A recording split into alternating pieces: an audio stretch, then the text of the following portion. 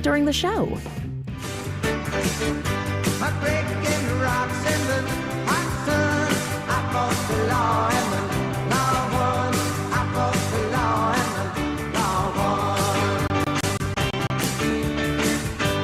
Good morning to the Escambia County Sheriff's Office, as well as the Public Information Officer Amber Southern, and our very own Sheriff of Escambia County, Sheriff David Morgan. Good morning, sir. Thanks for having us. It is my pleasure to always be hosting the Sheriff's Office. In fact, it feels like now every time y'all are on, I'm somehow involved. I'm starting to get a complex because I think Bridget is intentionally like, hey, this is when the Escambia County Sheriff's Offices come in. I'm not going to be here. It's like, I need you to deal with them. I know. I think I need to like call her and be like, was it us? Did we do something? Are you hiding something? Yes. No, I know she's a clean person. Everything's okay. But no, we love Bridget. It is always a pleasure having the Sheriff's Office in here. Yes. So I'm excited to hear what we have to talk about today. Absolutely. Well, we're here to, I brought the sheriff on today to kind of address our community. We've done press conferences, we've done news stories, and this is just another way for us to get it out there. We've had several homicides and gun violence going down in the past couple months, and so we're here to ask the community for help. And Amber, we might want to tell the folks, too, about the Facebook issues. Oh, yes. Our Facebook, normally we Facebook Live this show, so normally we have a whole audience on our Facebook, but right now Facebook is having some issues on their end. So until they can kind of get the glitches fixed, we are now live on our YouTube channel. So you can follow us on our YouTube channel. That's going to be ECSO News on YouTube. Follow us there, and you can watch the show live. I don't think we can do how we normally do with our comments and be able to read them out loud on the show, but we'll be able to go back and check them and try to answer your questions the best we can. So again, we're live on YouTube this time and not on Facebook until Facebook can get some of their glitches worked out. And you can text us, by the way, or you can call us as well at our phone number at 437-1620 if you have a comment or question for the Sheriff's Office. Yeah, absolutely. So, Sheriff, we have had a couple of issues here recently where we've been asking the community for help. We go out to these scenes, and what we hear is, I didn't hear anything, I didn't see anything, I know nothing. Even from the victims who have faced their aggressor, if you will, or the person who assaulted or shot them, and then they have an amazing lapse of memory. So, our outreach to the community is just to let folks know that we're out there aggressively pursuing these cases. They're almost 90% related to drugs, specifically opioids. We've had a few that were domestic violence related, but again, the vast majority have been involving drugs or drugs transactions. But in our appeal to the community, the way we solve crimes is, I think too many people watch CSI and decide that all we need is some little scientific information and we can solve the crimes. While that is part of a criminal case that we construct and take before the state attorney, it's not the end all. Your cases are still solved the old-fashioned way, and that's through eyewitnesses. And we get leads from someone who heard from someone, and we run all of those down. And then we eventually effect an arrest, and hopefully the bad people go to jail.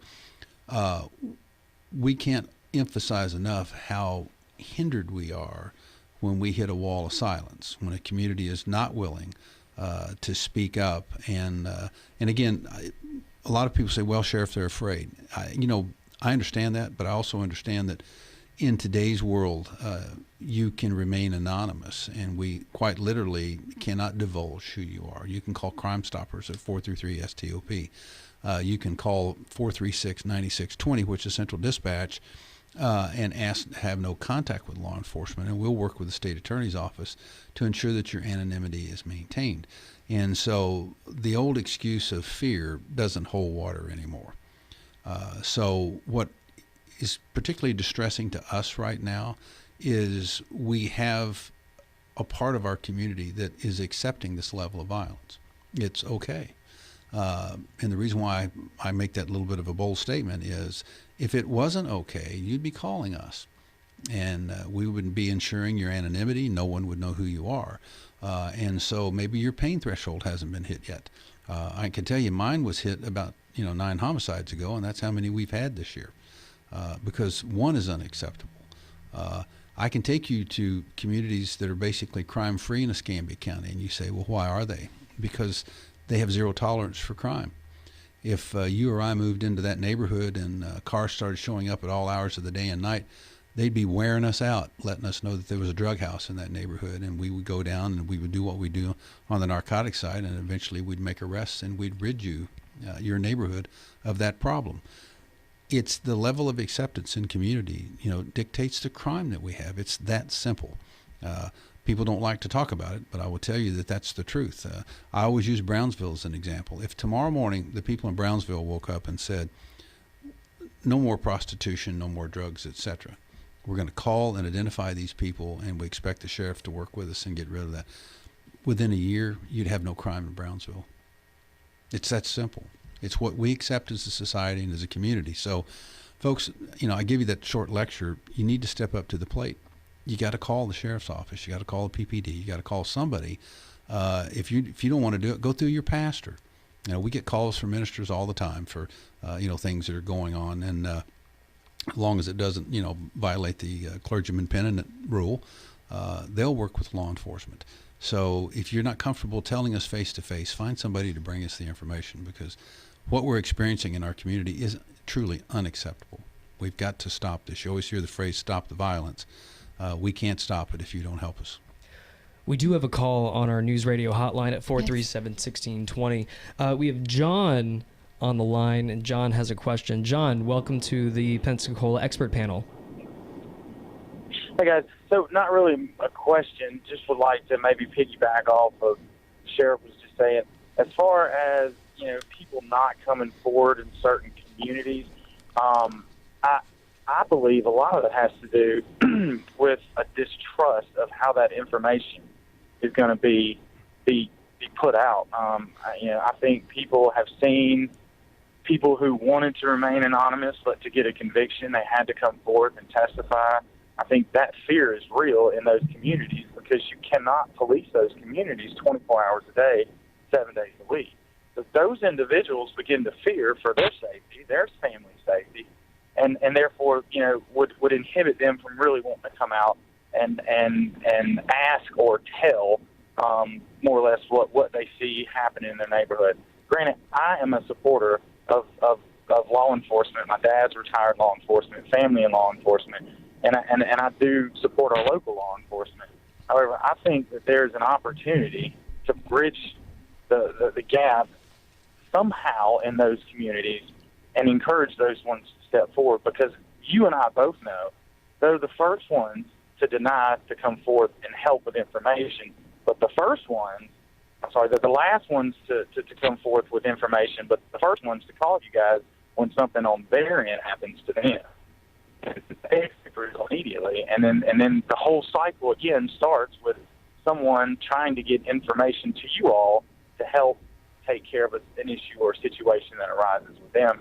So I think, and I think it's more of a society problem. You say that there are certain areas of town that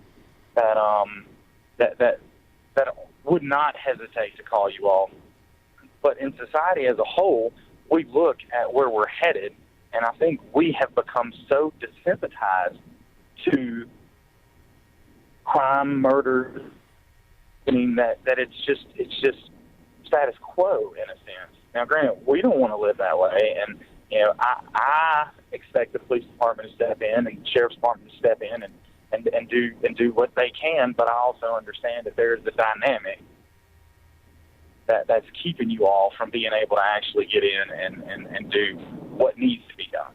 So, just my humble opinion. Well, I would agree with 95% plus of what you said. The only thing, again, about not being involved is when you call 433-STOP and do a Crime Stoppers tip, by law, we cannot divulge who you are. As a matter of fact, I believe, unless the statute's changed, it's actually a felony. Let's say I did know who you are, and for whatever reason I decided, well, I got to out you. But see, we don't, because you're given a number. It's like a Swiss bank account. And if your tip turns out to be a good tip, you literally go to the bank and roll up, and because this number is only known by Crime Stoppers and the person that gave it. And they roll up and say, 1, 2, 3, 4, 5, 6, 7, 8, 9. And the tellers at these institutions know that they can't ask for any ID from you or anything. They literally pass the cash to you. and you go on out the drive-through. You'll never be called to court because Never. your name doesn't exist on any paperwork. And as a matter of fact, they're so strict on the guidelines. If you were to call with a tip and accidentally slip and give a name, you're immediately disqualified Right. from the program. So that's just how tight Crime Stoppers is and how it works with that. So that is the best way to remain anonymous and not worry about being called to court later or anything like that. And don't forget your number, folks, because we have had people that have come into the sheriff's office and said, hey, that was my tip. And again, we don't know who you are, so I don't know if that was you or not. Say, how do I claim my reward? I've lost my number, and the answer is you don't. No. I mean, that's how tightly controlled that program is. And again, we are not allowed, under penalty of a felony charge, of releasing who you are if, in fact, we ever found out who you were. Now, that is actually a big piece of information. I had no clue Oh, yes. was how it works. Is you're assigned a number, not Yes. Right. you don't give a name, just here's your number, and Yep. we move on. Tell the teller your number. Yeah, that program is actually, all Crime Stoppers programs, they're not local. They're ran out of the Attorney General's office of the state of Florida. It's actually their program. We are participants locally, ourselves in the police department, and of course other sheriff's offices, et cetera. And we merely administer the program for the Attorney General. And so all of that, again, is tightly controlled. And so that's why I say, for people who say, well, I'm not going to get involved because I'm in fear of whatever, call the Crime Stoppers tip line, and you will not, trust me, no one will ever know who you are. Sheriff, you did a press conference recently where, tied with the string of homicides we've had in the community, there have been bounties Yes. placed on those who have been pursued. And I was wondering if you could expand on that.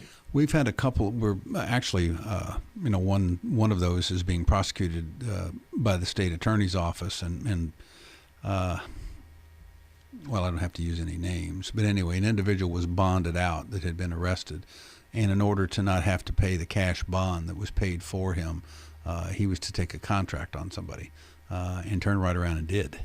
And so therefore, that case, then he's being prosecuted now. The lowest we've seen, the numbers on the street, is around $10,000, and one was as high as $60,000. So there's some major players involved in the moving of some of these narcotics. But you got to remember, for a major drug dealer, $60,000 is walking around cash.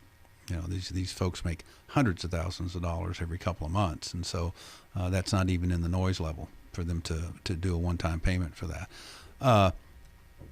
What the caller was talking about earlier, it's actually a little more insidious, the reason why we're not getting tips. It unfortunately is also a family business. And so you've got a young man. What's distressing for us is the shootings are usually 15 to 19-year-olds. They're not an older segment of our community. I think we had one that was 22, was one of the last shootings. The young man was 22. But what we're finding is the narcotics thing is a family business. And so, little Johnny is, dealing drugs. Well, mom or dad or both, or individually are not going to report little Johnny because little Johnny's bringing income to the household. And so if I, report that I know that he's now been involved not only in narcotics, but he's also been involved in some of the drive-by shootings, and he gets taken off the street, then the family income's cut off. And so they know what their family members are doing. And so it's not so much a fear thing as it is a monetary thing. And he is correct in that we've had such a desensitization of our acceptance of aberrant behavior over several generations now, that what was unacceptable when I was a child is not even on the radar anymore. But drug usage, pregnancies out of wedlock, on and on and on. I mean, there's just so many things that we, Senator Moynihan was very correct, a former senator in New York who's since passed away. He's the one that coined the phrase, we're defining deviancy down, and we are. So, and if you don't think you can get desensitized to those things, you certainly can, like video games. For those of you that don't know, the Army uses video games for the training of soldiers. Why? Taking someone's life is an unnatural act. And so how do we train on a large scale? And this was proven at the Columbine shooting. Klebold was basically using the same actions of a video game where he was, shooting in the video games. And so you desensitize kids with things like, Grand Theft Auto, et cetera. And so their world becomes one of violence. And of course, all the First Amendment people start falling out of the trees that, well, just turn it off or do whatever. And how can you make such a general statement? Well, there's data upon data upon data that will, not only justify, but will affirm what I'm telling you. And but we as a society, if we accept that, and it gets back to being a poor parent, we have parents today that bring children up that never want to be the parent of no. It's the parent of yes. Well, the way we stop this behavior, because it is a societal problem, we talked about that in our press conference, but people are looking to law enforcement for the fix. Law enforcement is not going to fix this problem. This problem has taken generations to get to where it is today. And if we had a magic wand to start immediately to fix these problems, it would be decades before we ever managed to really kind of right-size this ship. And so there's rough seas ahead of us here, folks. I was just flabbergasted when I was listening to your press conference and learning about all the new information that has been coming out from this string of homicides. And if there was a tip you could throw out there to anyone listening who could possibly know something, what would that tip be? Call 433-STOP. Again, if you are truly afraid because you live in a community where this is occurring, okay, don't take the risk. No one wants you to put yourself or your family's safety at risk here. So call 433-STOP. Give us the information so we can run the lead down. And again, if it leads to an arrest and a prosecution, I think it's $3,000. You could win a reward up to $3,000. It all depends. Let's say you're turning somebody in for homicide, then there's a price put on that. But when they're arrested, they've got drugs on them, or they're a convicted felon and have a firearm on them. Those charges add up, and then there's more money that becomes paid out. So the system kind of works how much you'll receive, but it is up to $3,000. But you got to talk to us. That's you said what's the tip? That's the bottom line. Is if you don't speak to us, then we're not going to be able to solve these cases. And I've heard you on the wheel of fugitives. Crime doesn't pay, but we do. That's it. I mean, that is the slogan, and it's as easy as that. It's as easy as picking up a phone, calling the phone number, and giving your tip. And sometimes it takes a minute because we've got to find them. We've got to prove that tip is accurate first off, and then you have to kind of locate them. So it does take a little bit. We have people that'll call back, and they ask, through the tip line, where is my tip at? And of course, if you still have your number on you, they can let you know through the call center, wherever it comes through, where your tip at, where is your tip in the process of things and getting paid out. But yeah, it's super simple. And we just plead with the community all the time. Call that number. You see it on Channel 3 News. I mean, they put it out all the time. Here on News Radio, you guys talk about it all the time. We talk about it all the time. I think I say 433-STOP in my sleep. I say it so much to people. Just get familiar with that number, and if you know anything, call it. It's the safest way to go about it if you have any fears, and you get money off of it. But the Wheel of Fugitive program, we've got, it's 80-something% hit rate on that. So that's not only is it a very popular program, it's a very successful program, and that's why we continue to do it. So when they, Amber and Sergeant Peterson, do the Wheel of Fugitive, obviously. But yeah, we've got like an 80-something% pickup for those. I think it's a little higher than that. I think we're in the 90s right now with picking up people and how it's working, and it works both ways. We have people that actually will call in with tips, and win out the reward, or the person themselves sees themselves on the show or on the billboards or on Channel 3 or wherever, and they go ahead and take care of it themselves like we ask them to do, or their family members see it and urge them to go ahead and get it taken care of. So it works. We're really happy it does. I mean, it's just, we all live here and work here. We want Escambia County to be the best place it can be. And when you've got criminals running around and not doing what they need to do, you want them to turn themselves in. The Escambia County Sheriff's Office is very busy. So a lot of these warrants that you see on the show, yes, they are on a list. Yes, our warrants division is amazing. They are just jam up. They are working as hard as they can to get them off the streets. But we have people that are wanted for homicide. So those kind of take precedence. So they're working on that. So we can work on this on the other end as a community and help them out. How much, and of course, I would assume it depends on the level of the crime, but how much would it help your cause if you were to turn yourself in? Oh, tremendously so. Plus, the state attorney and the court system, look favorably upon that too, because you're saving the community money. You're showing a certain amount of responsibility. I'm not telling you that you're going to, get your charges waived or anything, but that goes along with the idea of cooperation, and you having an understanding of what you did was wrong, and that you have a desire to start the restitution process. And so by turning yourself in, that's a huge step forward. And you'll hear me ask it on every episode, do the right thing, turn yourself in. I put that out there because sometimes we have these kids that are super young and they end up with these warrants, and they've got so much time to turn their lives around that this doesn't have to define them for the rest of their lives. They can get it taken care of. So turning themselves in and urging them to do it that way, I really hope that they do take that advice and they do that. So maybe it is taken into consideration when they do it. And then they've got the rest of their lives to live and get that behind them, because it doesn't go away. You have a warrant for your arrest, it's not going away. It's there. So we're here with Amber Southern and Sheriff David Morgan of the Escambia County Sheriff's Office. Well, before we go, we have about 4 minutes left. Yes. I know you guys always have something going on in the community. So let's talk about some of these upcoming events. Absolutely. Well, we've been talking about, getting involved in your community, see something, say something. To go along with that, we have our Neighborhood Watch Academy. That's coming up on May 12th. It'll be starting at 5 p.m. at the Sheriff's Office, 1700 West Leonard Street. It goes to 9 p.m. We urge you to come. That's a Tuesday night, again, May 12th. You can sign up on our website.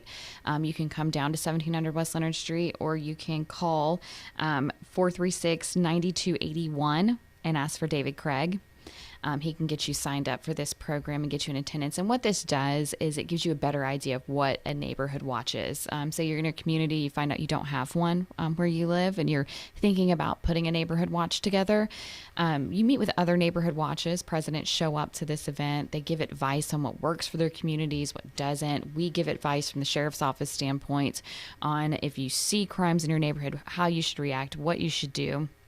And it's just a great way of gathering knowledge. Or, on the other hand, you already have an existing neighborhood watch, but you're not exactly sure what it's doing. We can get you in touch with the neighborhood watch that you might have in your community and give you ideas to bring back to them. It's a great program, and it's free. It's a program we offer at the Sheriff's Office for free, so take advantage of that. We also feed you dinner because we know it is during dinner time, so you can expect a meal during that time. Another event we've got coming up, which is one of my favorites, is Cops and Kids. This is going to be March 21st, so it's coming up. It's, 2 weeks from now? Mm-hmm. So Cops and Kids, now that is going to be at Ashton Brosnahan Park.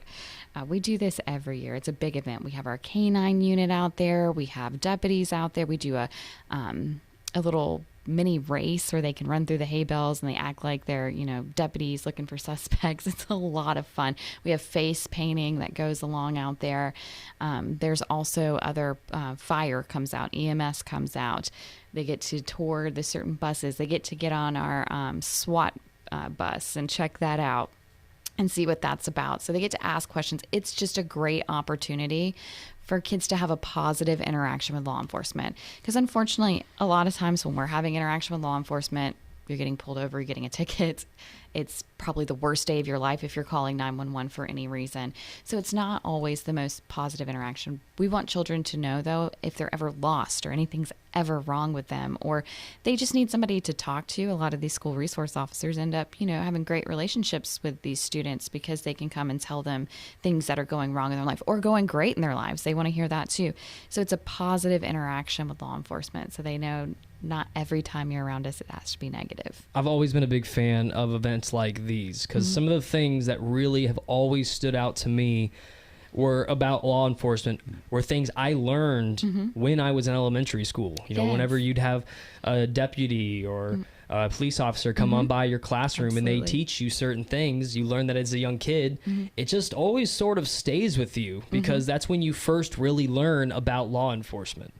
Absolutely. And we're going to have hamburgers and hot dogs going all day. So again, another free opportunity to come get a hamburger, a hot dog, walk around, see the booths, get your kid's face painted, and meet some law enforcement that we have out there. And Amber's going to dress up in the canine attack suit, and the dogs are going to attack her. So, well, that's you fun. know what? I actually lost a bet, and Major Hobbs said he'd take that over. So he'll be doing that. Oh, okay. All right. He'll love that he got signed up for that. Well, I hope there's video of that. I would would love to see it. You have Amber such says so would she. Yeah, right. you have such an active Facebook page. You can follow you there. The YouTube page is where you can watch Yes, a recording YouTube, of this. Instagram, Twitter, Nextdoor, we're everywhere. All right, well, thank you so much for Thank joining you. us, Amber Southern, Sheriff David Morgan of the Escambia County Sheriff's Office. Thank you so much for the time. Mark Jacobs, what do you have coming up in your news? Florida's Attorney General instituting price gouging controls. Here's